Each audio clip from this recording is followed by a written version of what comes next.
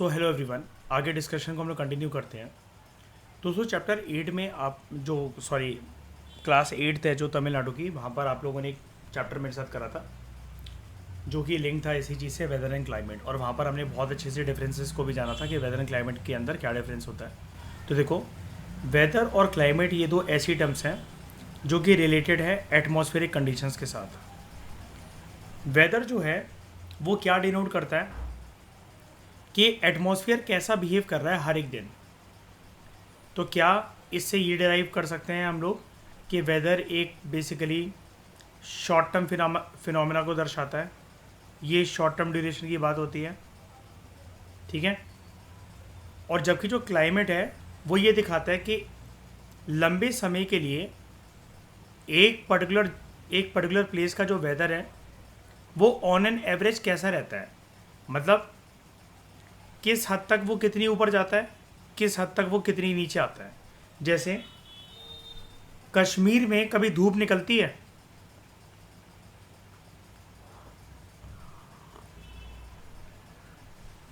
कश्मीर में धूप निकलती है कभी, हाँ कि ना? बिल्कुल निकलती है। कश्मीर में कभी बारिश होती है, होती है हल्की फुल्की।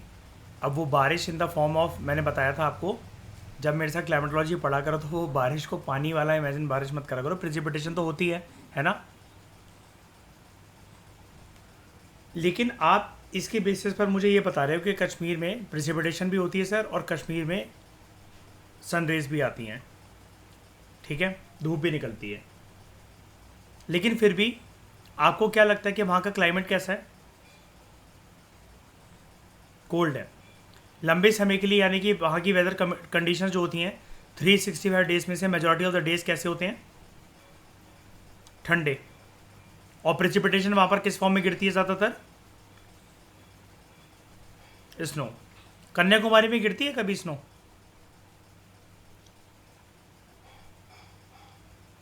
नहीं। और वहाँ का वेदर कैसा है?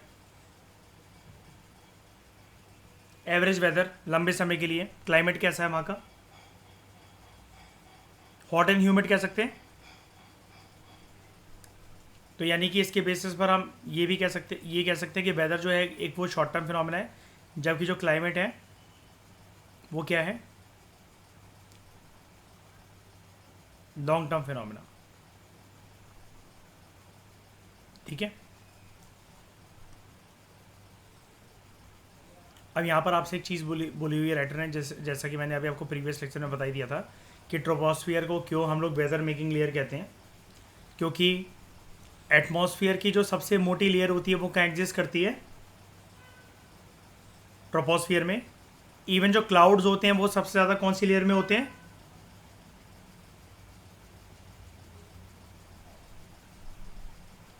ट्रोपोस्फियर में। और क्लाउड्स अल्टीमेटली किसके लिए रिस्पॉन्सिबल होते हैं? Various forms of precipitation in the form of hailstorm, sleet storm, snowfall and rainfall. अगर प्रेसिपिटेशन इतने सारे प्रकार के होते हैं तो क्या इसकी वजह से वेदर बनेगा या वेदर प्रभावित होगा अर्थ का? राइट। लेकिन वेदर को जहां तक इन्फ्लुएंस करने की बात होती है ना, तो वो इन्फ्लुएंस तो फिर स्ट्रेटोस्फीयर भी कर देता है। कैसे? Through which component? स्ट्रेटोस्फीयर के पास कौन सा कंपोनेंट है वेदर को प्रभावित करने के लिए अर्थ का? ओजोन। लेकिन मेजॉरिटी जो वेदर कंडीशंस होती हैं वो कौन से लेयर से प्रभावित होती हैं? ट्रोपोस्फियर से। अब बड़े सारे फैक्टर्स होते हैं जो कि वेदर और क्लाइमेट को इन्फ्लुएंस करते हैं एक पर्टिकुलर जगह के। वो जगह इक्वेटर से कितनी दूर है? अब डिस्टेंस फ्रॉम द इक्वेटर का मतलब क्या होता है? आप अगर इक्वेटर से दूर हो रहे हो तो फिर आप कहाँ पर जा रहे हो? देखो, आप ये तो कह नहीं सकते कि ये जो इक्वेटर का सर्कल है, आप यहाँ पर हो तो आप यहाँ पर आ गए, आप यहाँ पर आ गए, आप यहाँ पर आ गए, आप यहाँ पर आ गए। इन सारी जगहों का जो मैंने मार्क कर रखी जगह ए, बी, सी, डी, ई, अगर इक्वेटर की लाइन है, इक्वेटर का ही एक ये सर्कल है, तो इन सारी जगह का वेदर क्या सेम होगा, है ना। लेकिन अब मुझे बताओ डिस्टेंस फ्रॉम द इक्वेटर क्या होता है। Very good, you are moving away from the equator, it means you are moving towards इधर नॉर्थ पोल, नॉर्थ पोल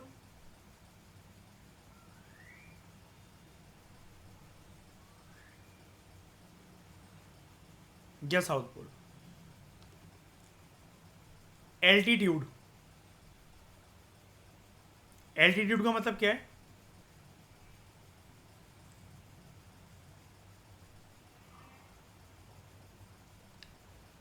हाइट, है ना। ये भी इन्फ्लुएंस करता है। जैसे ट्रोपोस्फियर के अंदर अंदर हमने एक रूल क्या सीखा, अगर हम लोग वर्टिकली किसी एक हायर एल्टीट्यूड पे जाते हैं तो वेदर कंडीशंस कैसी हो जाती हैं, वहाँ का क्लाइमेट कैसा हो जाता है, ठंडा हो जाता है। वो जगह समुद्र के कितने पास है, किसी पानी के स्रोत के कितना पास है, क्योंकि यहाँ पर क्या फिनोमेना वर्क करता है किसी जगह को ठंडा गर्म करने के लिए, लैंड ब्रीज सी ब्रीज का कंसेप्ट, है ना। समुद्र की हवा लैंड तक और लैंड की हवा समुद्र तक, है ना। उसके बाद nature of the prevailing winds, हवा जो है वो बेसिकली कैसे बह रही है, और हवा अपने साथ क्या लेकर आती है जनरली, नमी, मॉइस्चर, कहाँ से उठाकर,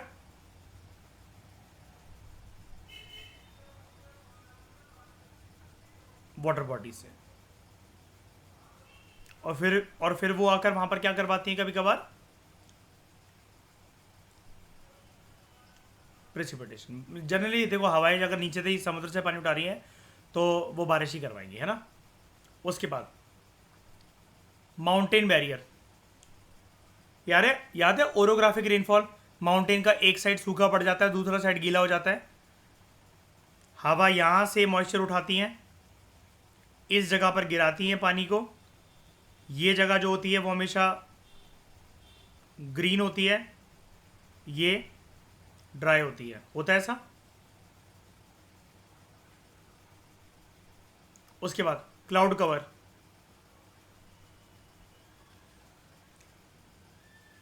क्लाउड कवर में क्या होता है, जब बादल घेर लेते हैं किसी भी जगह को तब क्या होती है, काफ़ी ज़्यादा, जैसे आप कहते हो कि आज बादल बादल बहुत ज़्यादा हो रहे हैं, तो गर्मी तो नहीं होती है, लेकिन क्या होती है उससे, ह्यूमिडिटी, वो एयर मॉइस्चर एस्केप नहीं कर पाता है ना वहाँ पर,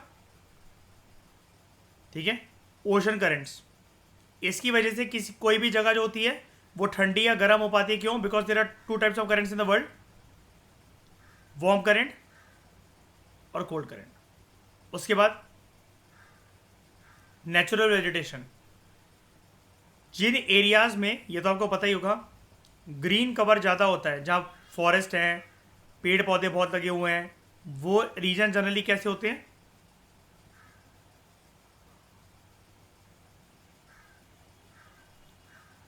ठंडे ठंडे होते हैं, मतलब काइंड ऑफ गर्मी नहीं होती है वहाँ पर इतनी ज़्यादा, है ना।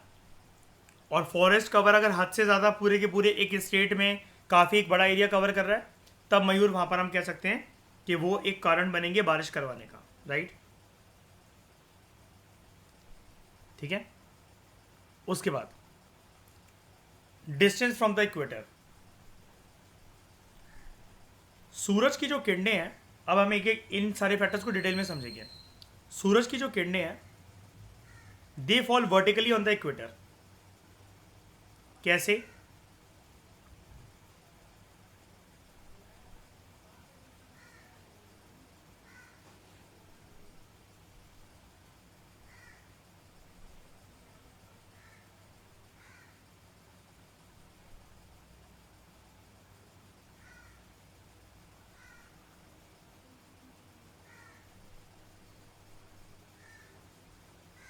इसकी जो किरणें होती हैं आपको पता है ना, सबसे ज़्यादा सीधी जो पड़ती हैं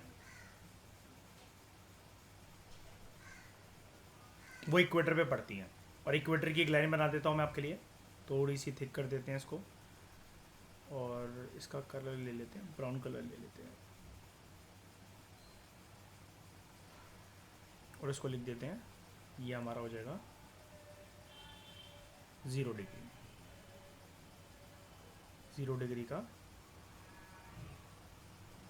इक्वेटर। ठीक है, दो पोल्स भी बना देते हैं ज़रा, एक हमारा ये और एक ये हमारा हो गया नॉर्थ पोल, ये हमारा हो गया साउथ पोल। ठीक है, अब यहाँ पर अगर आप ये देखो, सूरज की जो किरणें हैं वो वर्टिकली इक्वेटर पे गिरती है, मानते हो इस रूल को, इस चीज़ को? क्योंकि अगर वो कहीं और गिरेंगी तो वो बेसिकली कैसी हो जाती हैं सूरज की किरणें, अगर वो पोल वर्ड जा रही हैं या फिर कहीं पर भी ऐसे इक्वेटर के अलावा जा रही है तो वो स्लांट कर जाती हैं। ठीक है, सबसे ज़्यादा डायरेक्ट फॉर्म में कहाँ पर पड़ती हैं, वो यहीं पड़ती हैं आपके इक्वेटर पर। अगर आप कोई भी ऐसे रीजन को देखो जो कि इक्वेटर से दूर हो, तो rays are inclined on the regions away from the equator and near the poles, यानी कि आप इक्वेटर से दूर चले जाओ तो वो स्लांट होती होती, जैसे मतलब मान लो इक्वेटर पे निकल रही है बिल्कुल ऐसे ही वर्टिकली। अब आपको ये हॉरिजॉन्टल है, लेकिन समझने की कोशिश करो कि आप, वो डिपेंड करता है कि आप अर्थ को कहाँ से देख रहे हो। ये वाली जगह जो है ये इक्वेटर है, यानी कि 0 डिग्री की लाइन। बाकी कहीं पर भी सूरज की किरणें अगर पड़ेंगी तो वो इंक्लाइनिंग वे में पड़ती हैं। पोल वर्ड्स की तरफ जाओगे वो और स्लांट कर जाती हैं।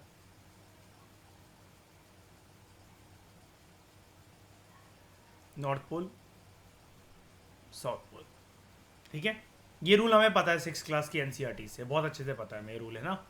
आप लोगों में से किसी को कोई दिक्कत इस रूल में? फिर से कुछ बताऊं कि आगे बढ़ूं? जानते हो ना? अगर आप इतना जानते हो तो आगे की बात फिर ऑटोमेटिकली आप ये भी जान सकते हो कि ऐसा होता है अर्थ की स्फेरिकल शेप होने की वजह से। अगर अर्थ चौकोर होता, रेक्टेंगुलर होता, स्क्वायर शेप का होता, तो शायद से सारी की सारी जगहों को इक्वल लाइट मिलती है ना, लेकिन ऐसा नहीं है। जो वर्टिकल रेज होती हैं they heat up the earth more than the inclined rays, यानी कि सबसे ज़्यादा हॉट एंड ह्यूमिड कंडीशंस आपको अर्थ पर कहाँ पर देखने को मिलेंगी इस रूल के अकॉर्डिंग, ऊपर वाले रूल के अकॉर्डिंग? नियर द इक्वेटर और away from the equator? Near the equator. तो हम इसको क्या कहेंगे, यहां पर कैसी कंडीशंस बनेगी? Hot and humid. जो प्लेसेस होती है इक्वेटर के पास, they are warmer than places that are far away from the equator. ठीक है, क्योंकि वहां पर जो सूरज की किरणें अगर नॉर्थ पोल में पहुंचेंगी, जैसे बिल्कुल एक्सट्रीम एंड पे पहुंचेंगी, तो ये कैसी किरणें होंगी आप बताओ? ये सिर्फ एक लाइट जलाने का काम करेंगी, जैसे हमारे रूम में अगर बल्ब जल रहा हो, कोई हीटिंग एलिमेंट होगा वहां पर?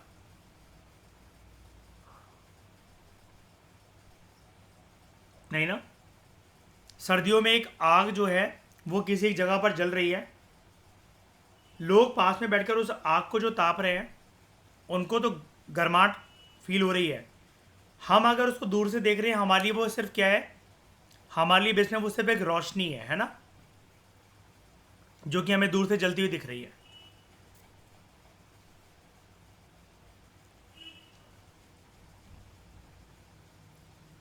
कुछ डिफरेंसेस जानते हैं हम यहाँ पर वेदर और क्लाइमेट में। वेदर जो है it is the study of atmospheric conditions for short duration over small areas. Example, अगर आप कहते हो कि आज ना सूरज निकला है लेकिन इतने अच्छे से निकला है, बार बार बादल उसको ढक ले रहे हैं, यानी कि पार्शली सनी वेदर है आज। क्लाइमेट, जब एक जगह की weather conditions on an average लंबे समय के लिए ऑब्जर्व करी जाती हैं फॉर अ लार्जर एरिया, तब होता है वहाँ का क्लाइमेट। जैसा कि आप कहते हो राजस्थान का वार्म क्लाइमेट है, कश्मीर का कोल्ड क्लाइमेट है, नॉर्थ ईस्ट का मॉनसून टाइप ऑफ क्लाइमेट है, रेनी क्लाइमेट वहाँ पर ज़्यादा है, रेनी कंडीशंस ज़्यादा होती हैं। ठीक है, उसके बाद weather changes very often hour to hour and day to day. एक ही पल के अंदर पता चला हवा चलने लग जाए, हवा शांत हो जाए, बारिश होने लग जाए, धूप निकल आए, वो वेदर है। क्लाइमेट जो है इट इज़ मोर और less permanent and it always remains the same. जैसे किसी किसी जगह पर अगर मॉनसून होता है, बारिश आती है, रेनी कंडीशंस एग्जिस्ट करती हैं, तो वो उस जगह की पहचान होती है कि यहाँ पर ज़्यादातर साल के 365 दिनों में बारिश ही होती है, ठंडक ही होती है, गर्मी ही होती है, ड्राई ही पड़ा रहता है रीजन। तो वो उधर का एक क्लाइमेट होता है। उसके बाद विद रिस्पेक्ट टू वेदर, एक जो जगह होती है, कोई भी एक रीजन है, a place can experience different types of weather conditions in a day. जैसा कि मैंने आपको बोला, एक ही पल में बारिश, एक ही पल में हवा चलने लगी, फिर बादल बादल जो है वो आ गए, और ऐसा होता रहता है। With hot mornings can have a rainy noon. सुबह गर्मी है, दोपहर में बारिश होने लग गई। जब हम बात करते हैं क्लाइमेट की, अ place can experience almost the same time of climate. लंबे समय तक वो चलता रहेगा कि जैसे वेट क्लाइमेट। आपने मॉस सिंड्रोम का नाम सुना है? Rainiest wettest placed.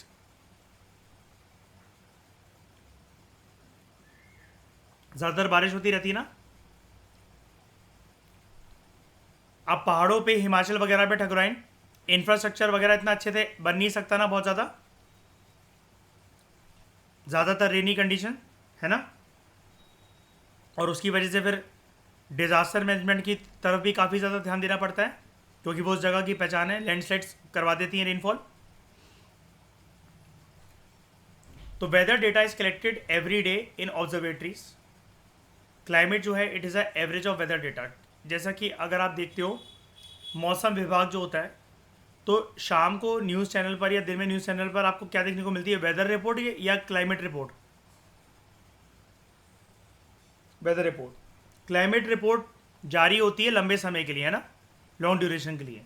जैसे आपको पता है एक बॉडी, जैसे हम पढ़ते हैं आईआर में, ईवीएस में, inter governmental panel on climate change, ये रिपोर्ट देती है ना अपने कि अर्थ का जो एवरेज टेम्परेचर कंडीशंस हैं वो 2 डिग्री सेल्सियस से ज़्यादा नहीं होनी चाहिए, है ना। श्रेया, याद है हमने एक आर्टिकल भी पढ़ा था कि अब वो टारगेट सेट हो गया है 2 डिग्री की जगह 1.5 डिग्री। हमने ये भी देखा था कि 1.5 डिग्री से क्या हो सकता है और 2 डिग्री से क्या क्या हो सकता है, कितने लोग बेरोजगार हो जाएंगे, कितनी कंट्रीज डूब जाएंगी, है ना, पढ़ा था ना हमने। उसके बाद study of weather is called as meteorology. मौसम विभाग जो डेली बेसिस पे आपको जानकारी देता है, लाइक स्टॉर्मी वेदर या फिर क्या है। जैसे अगर आप यहाँ पर डालो ना, बारिश के दिनों में अक्सर लोग जैसे घर से ऐसे ये देख कर निकलते हैं,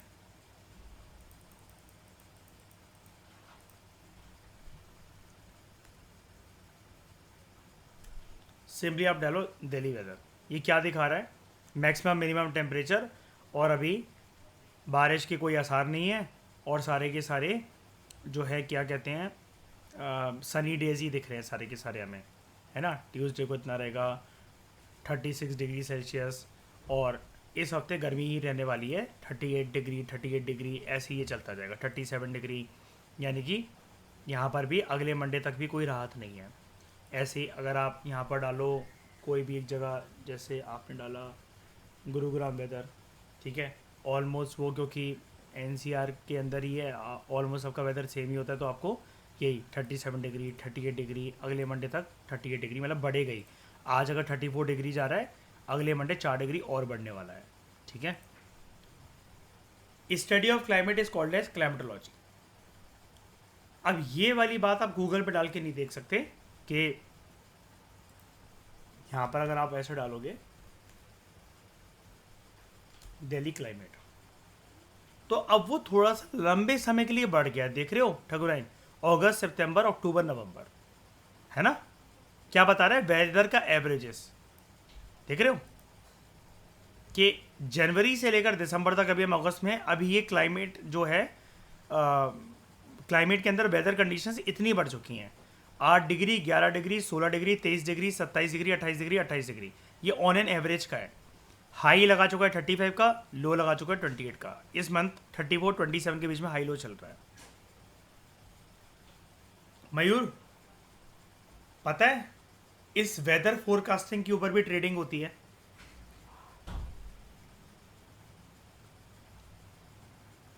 पता है इसमें इसके ऊपर भी ट्रेडिंग होती है कि अगर आप ये बता पाओ कि आज आपके रीजन का वेदर जो है भुवनेश्वर का कहाँ तक जा सकता है, कहाँ तक नहीं जा सकता है। 10 रुपए की शेयर्स आप ले सकते हो इस चीज़ के आज में।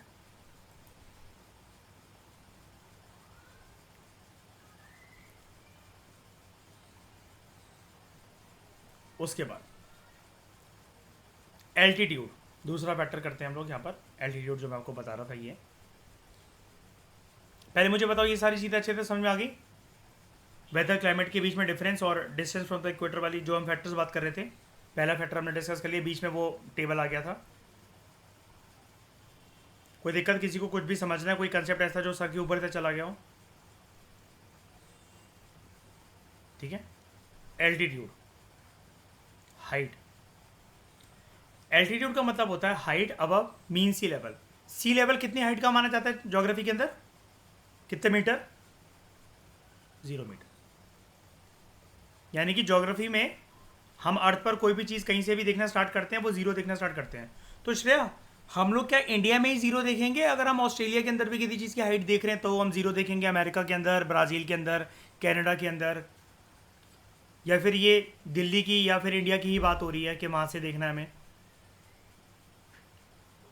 ओवरऑल क्यों बिस्में ऐसा क्यों? श्रेया क्यों कह रही है overall? Water bodies all over the earth कैसी हैं?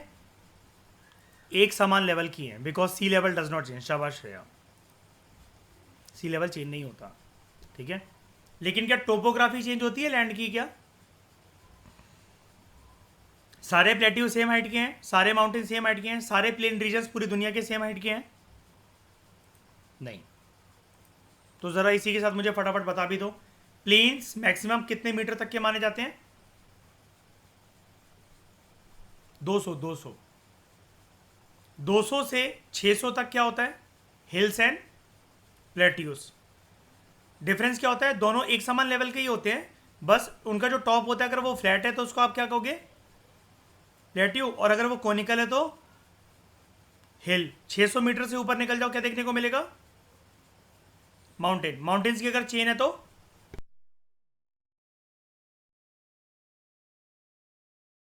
Mountain ranges. और ऐसी अगर आइलैंड अगर एक है तो आइलैंड होता है, और आइलैंड की अगर चेन है तो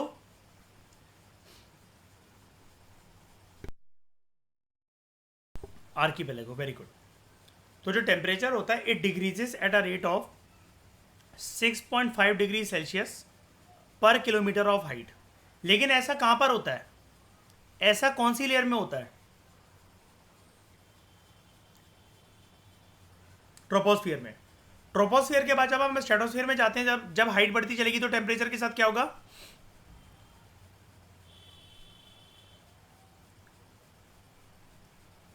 टेम्परेचर डिक्रीज तो यहां पर भी हो रहा है, ट्रोपोस्फियर में तो डिक्रीज ही हो रहा है हाइट के साथ साथ। स्ट्रेटोस्फियर में क्या होता है? ओजोन की वजह से जब आप हाइट से ऊपर जैसे चलते जाते हो टेम्परेचर क्या होगा? इंक्रीज होगा। दोबारा वहां पर नॉर्मल कंडीशन आ जाती है, बताया तो था मैंने। कोई कंफ्यूजन है क्या? Don't worry, hold on. Troposphere के अंदर एक रूल बताया था, सबसे पहले इस रूल को जान लो। The temperature decreases with increasing height. Stratosphere के अंदर एक रूल बताया था, temperature increases with increase in height. Mesosphere के अंदर दोबारा temperature decreases with increasing height. कैसा पैटर्न चल रहा है? जिगजैग। ओरिजिनली या लॉजिकली वैसे क्या चीज आपके दिमाग में आती है? होना क्या चाहिए वैसे कि जब आप सूरज के जितना पास जा रहे हो क्या होना चाहिए? बढ़ना चाहिए ना। लेकिन ऐसा होता है क्या हर एक लेयर में? नहीं। अभी के लिए आप सिर्फ एक रीजन जान जाओ, ट्रोपोस्फियर के अंदर एक ऐसा क्या चीज वर्क करती है, क्या मैकेनिज्म वर्क करता है कि जिसकी वजह से जो टेम्परेचर होता है वो गिरता चलता है। अगर आप हर 1 किलोमीटर की एक हाइट अगर आप पकड़ लेते हो तो 6.5 डिग्री सेल्सियस की टेम्परेचर के अंदर गिरावट देखने को आपको मिलती है। यानी कि आपकी हर 1 किलोमीटर जैसे जैसे हाइट बढ़ रही है टेम्परेचर के अंदर गिरावट आ रही है ना, यानी कि टेम्परेचर ठंडा हो रहा है कि गर्म हो रहा है, ठंडा हो रहा है। और इस चीज़ को आप क्या कहते हो, नॉर्मल लैप्स रेट। यानी कि आपसे कोई पूछे कि आप प्लेन रीजन से होते हुए माउंट एवरेस्ट की तरफ आप जा रहे हो, सूरज के आप पास तो जा रहे हो, लेकिन फिर भी ठंडक क्यों बढ़ती जा रही है आपके लिए हर एक किलोमीटर पर, हर एक ऊंचाई पर, हर एक मीटर पर, तो आप क्या बोलोगे, उसका आंसर क्या है, एक शब्द में, lapse rate, normal lapse rate. इसलिए जो जगह ज़्यादा ऊंचाई पर होती हैं दे हैव लोअर टेम्परेचर। लेकिन ऐसा भी नहीं है कि सूरज का प्रभाव पड़ता नहीं है। पहाड़ी रीजन्स पर ठकुराइन ऐसा होता है ना कि सन बर्न हो जाता है, स्किन और ज़्यादा काली पड़ जाती है धूप के कांटेक्ट में और ज़्यादा आकर। अक्सर ये चीज़ होता है ना कि पहाड़ पे रहने वाले लोग ज़्यादा गोरे होते हैं, गोरे तो होते हैं, लेकिन जब वो सनबर्न का शिकार बनते हैं तो वो लाल भी बहुत जल्दी हो जाते हैं, या फिर चेहरे पर झुर्रियाँ भी बहुत ज़्यादा जल्दी पड़ जाती हैं। ऐसा होता है ना, अगर आप सन के कांटेक्ट में ज़्यादा हो। काम अगर ऐसा है कि पहाड़ी रीजन में रह के अगर पर्सन फार्मिंग कर रहा है, दिन में अगर निकल रहा है, तो सूरज की किरणों का जो कांटेक्ट होता है, जो यूवी रेज होती है, डायरेक्टली चेहरे पे पड़ती है कि नहीं, पड़ती है कि नहीं पड़ती हैं, होता है ना ऐसा, जला देती हैं स्किन को ज़्यादा।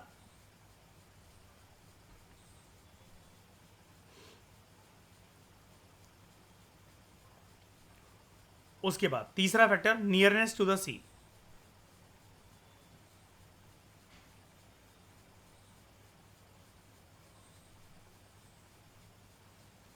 आपको एक चीज पता है, हवा हमेशा कैसे मूव करती है, low pressure to high pressure, high pressure to low pressure, कैसे, हाई टू लो। अगर वो हाई प्रेशर की तरफ है हवा, तो लो प्रेशर पाने के लिए वो कहां पर आएगी,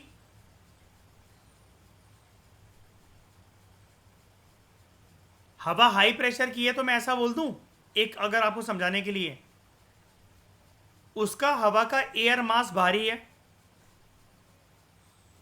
कह सकता हूं, पहले बताओ सही है। वो हवा डेंस है, ये भी कह सकता हूं।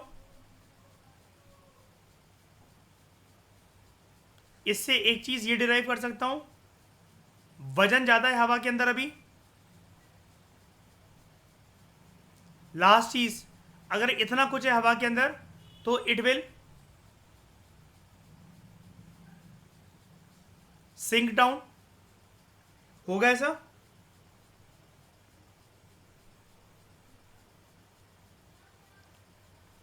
ज्यादा जल्दी छोड़ो, पहले आप मुझे ये बताओ, ज्यादा ठंडा क्या होता है, समुद्र का पानी या फिर आसपास की कोई उसकी जमीन, कोई कोस्टल इलाका।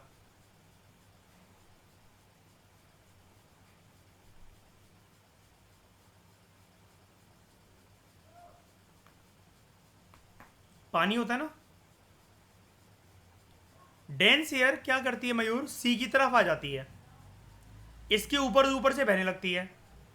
हमेशा हाई प्रेशर की जो हवा होती है, डेंस एयर जो होती है, वो किसकी तरफ मूव करती है हमेशा, air always move from high pressure condition to low pressure condition. Cold current हमेशा किसकी तरफ जाते हैं पानी में, वार्म करंट की तरफ। ये चीज अर्थ पे होती है ना, विजिबल होती है कि नहीं होती, बताओ।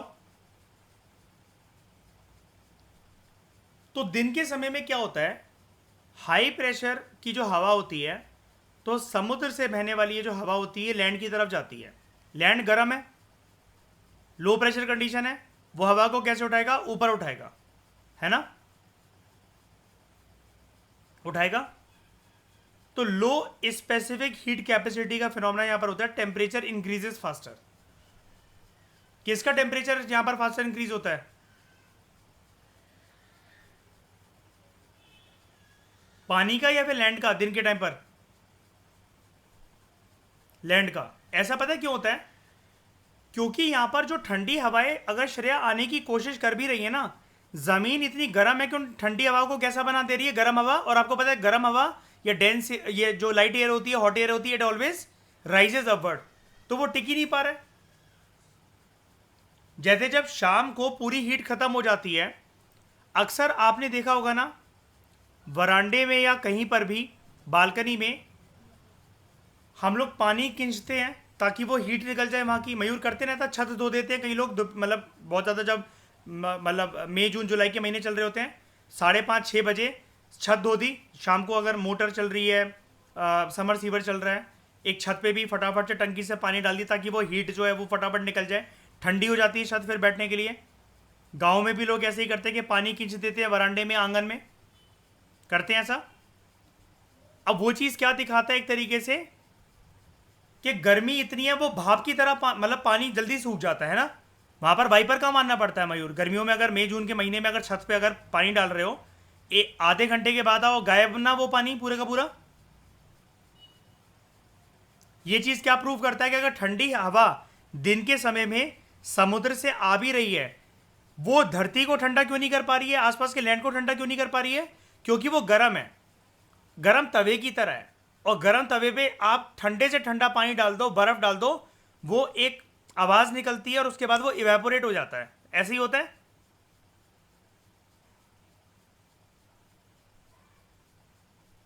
अब नाइट में फिनोमेना उल्टा हो जाता है। नाइट में हाई प्रेशर कंडीशन जो है वो लैंड की तरफ होती हैं और लो प्रेशर कंडीशन समुद्र की तरफ होती हैं। और हवा की हमेशा क्या आदत है? Air always moves from high pressure condition to low pressure condition. इस टाइम पर हवा कहां पर मूव करेगी?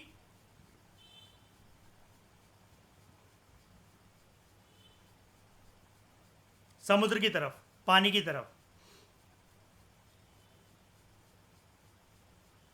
अब इसकी वजह से जमीन जो होती है आसपास की वो ठंडी हो जाती है एंड हॉट कंडीशंस जो होती हैं, हल्की सी, बहुत ज़्यादा भी नहीं, वो सी की तरफ होती है। रात को रिवर्स हो जाता है। लेकिन ये उन इलाकों में हो सकता है ना मयूर के जहां पर पानी का स्रोत हो एक तरीके से, कोस्टल एरिया। इसलिए कभी भी ना गोवा में देखो ऐसा नहीं होता कि अगर आप गोवा जा रहे हो, कई लोगों का भ्रम होता है कि आपको दिन के टाइम में वहां पर पसीना आएगा ही नहीं। भाई लोग इरिटेट होते हैं वहां पर भी। गर्मी की छुट्टियों में अगर आप गोवा जा रहे हो ना, मुंबई जा रहे हो, हॉट एंड ह्यूमिड कंडीशंस की वजह से, स्पेशली ह्यूमिडिटी की वजह से बहुत लोग इरिटेट होते हैं, वो अपने होटल रूम्स वापस आ जाते हैं। इसलिए गोवा में उसकी रेत को देखते हुए रात में लोग पार्टी करते हैं। मुंबई में भी लोग जो मरीन ड्राइव वगैरह या जो ये कहीं पर भी जाते हैं बीचेस वगैरह पे, जू चौपाटी वगैरह, रात को ही लोग ज़्यादा एंजॉय करते हैं। गर्मियों की कंडीशंस की मैं बात कर रहा हूँ, जब गर्मियों के जो मंथ्स चल रहे होते हैं वहाँ पर, मई जून जुलाई वाले। समुद्र मतलब या पानी का स्रोत एक कोई पास होना चाहिए, तभी तो लैंड ब्रीज और सी ब्रीज का कंसेप्ट काम करेगा। अब दिल्ली के आसपास कोई पानी का इलाका है नहीं, कोई पानी का सोर्स है नहीं, तो दिल्ली गर्म ही होकर रह जाता है पूरी तरीके से। आप छत पर जाओ मयूर कभी, मतलब अपने घर पे, श्रेया आप कभी जाकर देखो टेरेस वगैरह पे गर्मियों में, नंगे पैर कभी अगर आप बालकनी में खड़े हो और अगर वहाँ पर धूप आई हो पूरे दिन, रात को वो ठंडक नहीं देती जितनी हमारे वो ग्वालियर और पंजाब में दे देती है मयूर, गाँव में दे देती है जितनी। वो गर्म ही होगा आपके पैर, मतलब फील होगा आपको कि पूरे दिन आज कितनी गर्मी पड़ी है, अभी तक ये मार्बल गर्म है, ये रात के 9 बज रहे हैं। होता है ऐसा।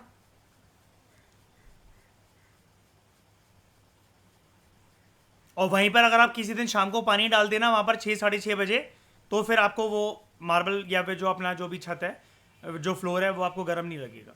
और वहाँ पर एक चीज़ भी रिस्पॉन्सिबल होती है ना वैसे, हालांकि मुझे ये चीज़ यहाँ पर नहीं बोलनी चाहिए, हम लोग यहाँ पर क्योंकि लैंड ब्रिज सी ब्रिज का कंसेप्ट डिस्कस कर रहे हैं, लेकिन फिर भी ईवीएस में मैंने आपको पढ़ाया था कि कंक्रीट के घर बने होते हैं, लोहे की रॉड डल रखी होती हैं, तो ये हीट को ज़्यादा एब्जॉर्ब कर लेते हैं और एस्केप होने के लिए कोई चीज़ है नहीं, क्योंकि हाई ऊंची ऊंची बिल्डिंग्स हैं मेट्रोपॉलिटन एरियाज़ में, दिल्ली, गुरुग्राम, नोएडा। याद आया? उसके बाद तो ये क्या होता है, जब सी से हवा लैंड की तरफ आती है उसको सी ब्रीज कहते हैं, लैंड से जब हवा सी की तरफ जाती है उसको लैंड ब्रीज कहते हैं। ठीक है, जिस तरफ से चलती है हवा उसी का वो नाम होता है ब्रीज। ठीक है, सी की तरफ से चल रही है सी ब्रीज, जाकर रही है लैंड की तरफ, लैंड की तरफ से चल रही है लैंड ब्रीज, जाकर रही है सी की तरफ। तो यहां पर देखो, हाँ बताओ। रात के टाइम पे होता है, जैसे बहुत ज़्यादा ज़रूरी ये भी नहीं है कि पानी का सोर्स यहाँ पर हो वहाँ पर ठंडा करने के लिए हवा भी अपने आप में काफ़ी होती है, वो मैं एयर मास के कंसेप्ट के अंदर बताऊंगा। राजस्थान के आसपास कोई पानी का सोर्स तो वैसे है नहीं है आसपास। वो कह सकते हो आप कि हाँ अरेबियन सी की वजह से ये वर्क कर सकता है वो फिनोमेना। मान लो राजस्थान के बगल में अरेबियन सी तो है ना, कि नहीं है? बिल्कुल है, थोड़ी सी दूर उसके मतलब जाकर वहाँ पर वो फिनोमेना वर्क करता है। चलो मान लो कि आप फिर भी कह रहे हो उसको कि चलो नहीं है सर, मतलब काफ़ी दूर है उससे, मान लिया चलो एक बार को आपकी बात। एयर मास का कंसेप्ट तो वहाँ पर वर्क करेगा ना, हवा के अंदर कुछ ना कुछ नमी तो होगी ना। अब इसकी वजह से होता क्या है, राजस्थान या रेगिस्तानी इलाके दुनिया के कोई भी हैं, दिन में वो जितने गर्म है ना, रात को उतनी ठंडे हैं। लोग कंबल ओढ़ के सोते हैं रात में।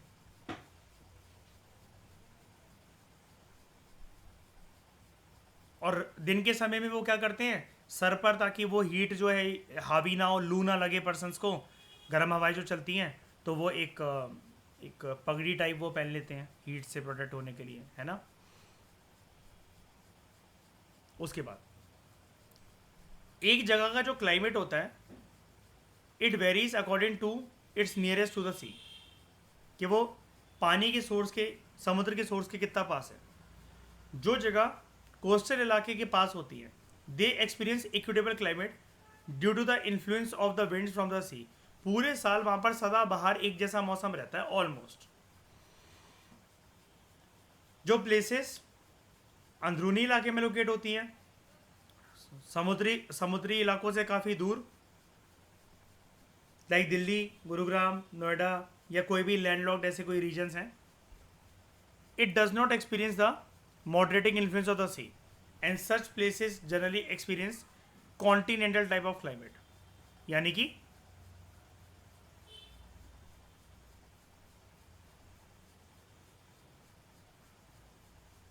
Hot and human type of climate. ये मैं आपको सारे के सारे करवाऊंगा टाइप ऑफ क्लाइमेट। अभी क्लाइमेटोलॉजी तरह से स्टार्ट हुआ है, हायर लेवल पे जैसे हम बढ़ेंगे मैं आपको ये सारे के सारे करवाऊंगा। British type of climate, Chinese type of climate, China type of climate, Chinese नहीं कहते, China type of climate, equatorial climate, temperate climate, polar climate, continental type of climate, American type of climate, ये सारे मैं आपको करवाऊंगा। एक fact है यहाँ पर, दिन के समय पर जो लैंड मास होता है, it gets heated more rapidly than the oceans. सूरज की किरणों का प्रभाव और हीट को एब्जॉर्ब करने की टेंडेंसी दिन के समय में ज़्यादातर किसके पास होती है, लैंड के पास या पानी के पास? लैंड के पास। हीटेड एयर जो होती है, इट असेंड्स, मतलब ऊपर की तरफ उठती है। This causes low pressure on the adjoining ocean. तो जो हवाएं होती हैं, it blows from ocean to the land in the afternoon.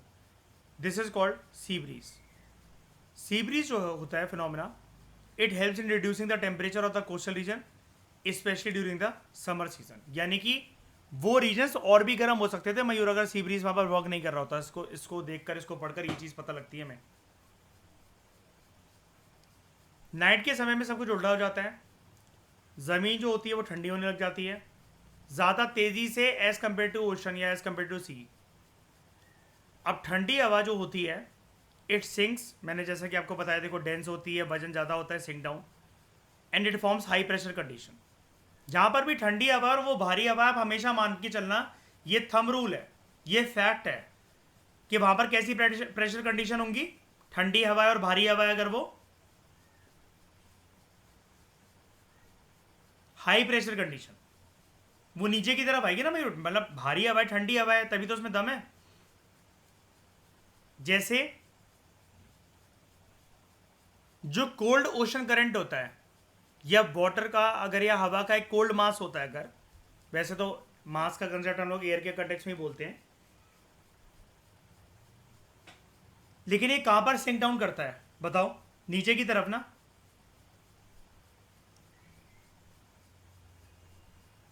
कोई भी चीज जो ठंडी होगी वो भारी होगी, तो वो नीचे की तरफ ही तो आएगी। तो इसकी वजह से cold air sinks and it forms high pressure condition. याद रखना ये चीज़ें हमेशा मतलब एक साथ ही वर्क करती हैं, cold plus high pressure, hot plus low pressure, हमेशा कोई भी चीज ज्योग्राफी के अंदर इट ऑलवेज मूव्स फ्रॉम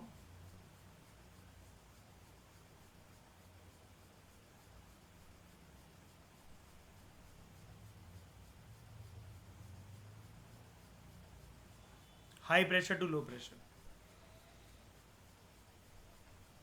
तो विंड जो है it blows from the land to the sea. क्यों? वहां पर हाई प्रेशर कंडीशन और वो किसके लिए तड़प रही है ये हवा? लो प्रेशर कंडीशन के लिए during the night, and this is called as land breeze. यानी कि दिन के समय पर जो इसने बोरो करा था, रात के समय पे पूरा कर्जा उतार दिया। हो गया गिव एंड टेक वाला रिलेशनशिप इक्वल।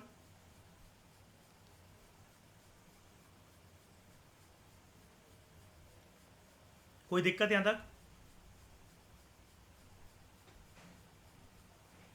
अगला फैक्टर हम जानते हैं nature of the prevailing winds. जो हवाएं होती हैं it changes the climate of a place based on from where they blow, कहाँ से वो हवा चल रही है। जब कोई भी हवा एक वार्म रीजन से बहना स्टार्ट करती है, वो आसपास की जगह को क्या बनाएगी? वार्म। एंड कोल्ड, आसपास के रीजन को कोल्ड तब बनाएगी when it blows from a colder region. जो ऑनशोर विंड्स होती हैं, ऑनशोर कहां से होती हैं? कोस्टल रीजन से या समुद्र के ऊपर, मतलब इनलैंड के या फिर मतलब सी की साइड।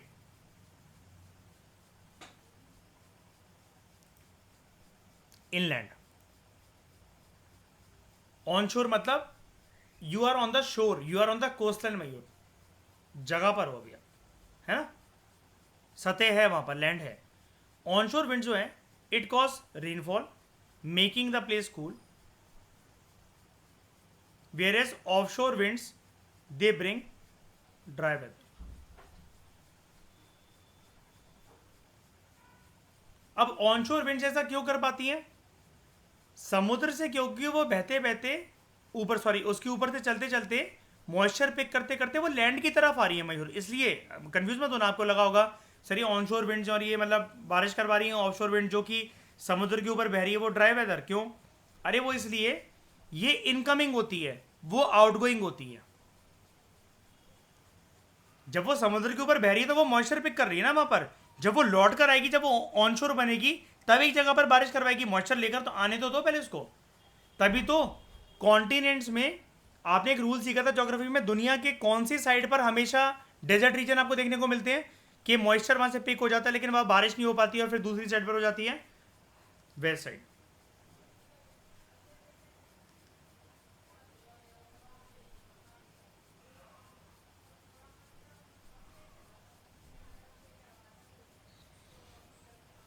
Mountain barriers.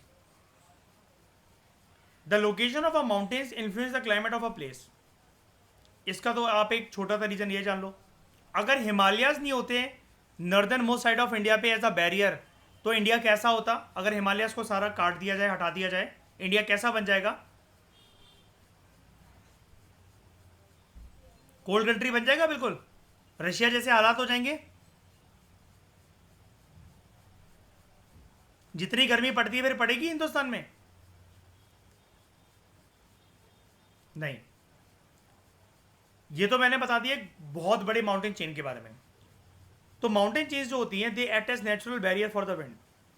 कभी कभार they prevent the entry of cold winds into the country और the escape of monsoon winds, thus having a greater influence over climate. जैसे जो हिमालयस हैं, जैसे कि मैंने आपको बताया, they act as a natural frontier, natural barrier from bringing extremely cold winds from the northernmost side to India. रोकते हैं उसको, है ना। अब माउंटेन की दो साइड होती हैं, यहां पर देखो, एक होती है विंडवर्ड साइड, एक होती है levered side. Windward is the side of a mountain which faces the prevailing wind. अब हवा अगर यहां पर चल रही है तो वो पानी गिरा जाएगी, हैवी रेनफॉल होगी यहां पर। लीवर्ड साइड माउंटेन की वो साइड होती है which is sheltered from the wind, हवा वहां पर नहीं होती है, and it receives very less rainfall. क्यों? हवा जो अपने साथ नमी लेकर आई थी, जो मॉइस्चर लेकर आई थी, उसको ऑलरेडी एक जगह पर गिरा चुकी है। जैसे कि आप यहां पर देखो, हवा यहाँ से बह रही है, वो मॉइस्चर, यहाँ पर बारिश मॉइस्चर वाली विंड्स हैं, बारिश गिराते चलेगी।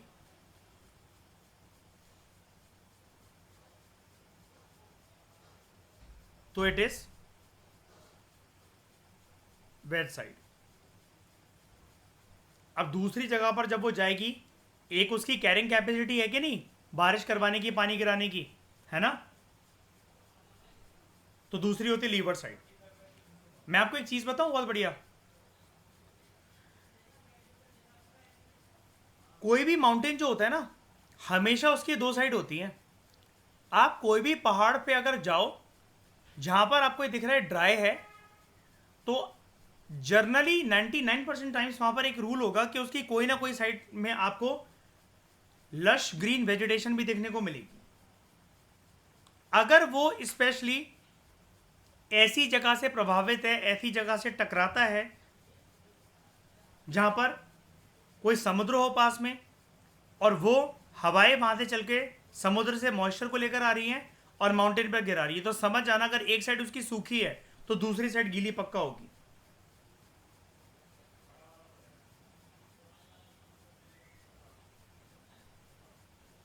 ओके।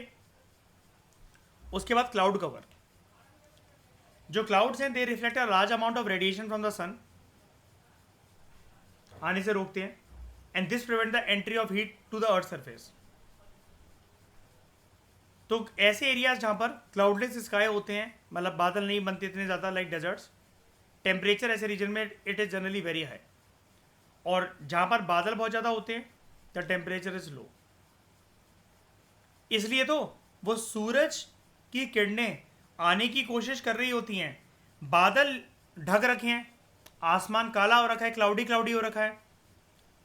इसकी वजह से होता क्या है, बादल के अंदर पानी है, मॉइस्चर है, ऊपर से सूरज की किरणें आने की कोशिश कर रही हैं, तो वो भाप बनकर नीचे से रिलीज करता है अर्थ पर उस पानी को।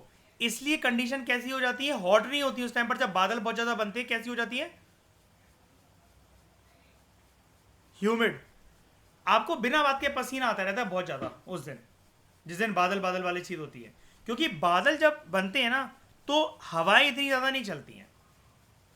जैसे अक्सर हम अपने घर में कहते हैं ना श्रेया मयूर के आज हवा नहीं चल रही है, तो मम्मी कहती है आज बादल बहुत ज़्यादा हो रखे हैं, बादल बंद रखे हैं आज बहुत ज़्यादा, तो वो ह्यूमिड कंडीशन पैदा करते हैं। आपको आपका माथा पूरे दिन गीला ही रहता है पसीने से, होता है ऐसा।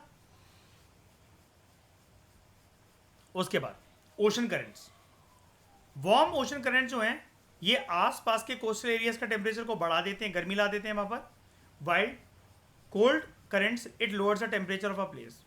हमने यूरोप में बड़ी सारी जगह के कंटेक्स्ट में एक चीज़ पढ़ी थी, अगर आपको याद हो, कोई कोई जगह जो है वो टेम्परेट रीजन में, टेम्परेट से पोलर रीजन में लाइक करती है, तो जनरली वैसे तो उनको ठंडा होना चाहिए, लेकिन वहां पर फिर भी गर्माहट क्यों है, क्योंकि उस रीजन से कौन सा करंट बह रहा है, भले वो जगह टेम्परेट रीजन में या फिर पोलर रीजन में है,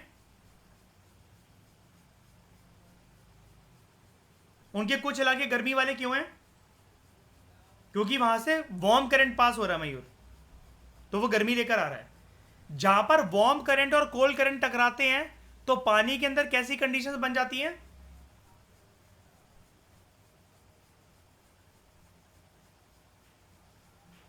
फॉगी फॉगी कंडीशन, कोहरा बहुत ज्यादा छा जाता है। और इसी को टैकल करने के लिए समुद्रों के आसपास क्या बनाए जाते हैं,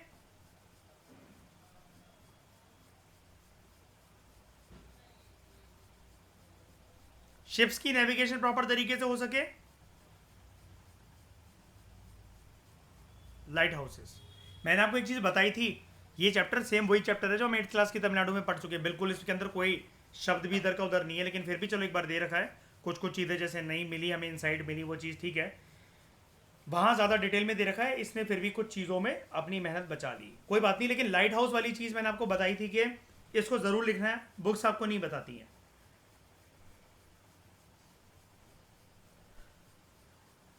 यहाँ तक बात आपको क्लियर है?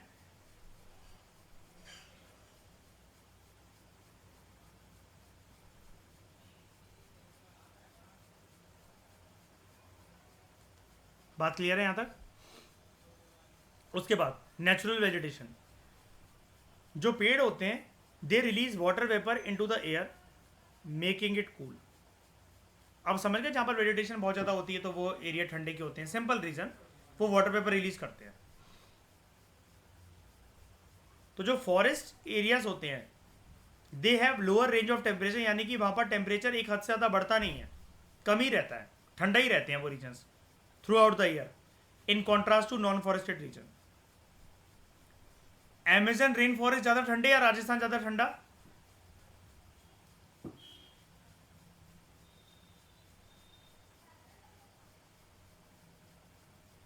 बोलो, ऐसा क्यों? उसके लैटिट्यूडनल एक्सटेंट या लॉन्गिट्यूडनल एक्सटेंट को देखते हुए कह रहे हो? Due to green cover, vegetation cover, है ना? तो आई थिंक ये वाली चीज़ आपको सारी समझ में आ गई होगी। इस डिस्कशन में दोस्तों फिलहाल इतना ही। Thank you very much for discussion. Next lecture में हम लोग बात करेंगे विंड्स के बारे में।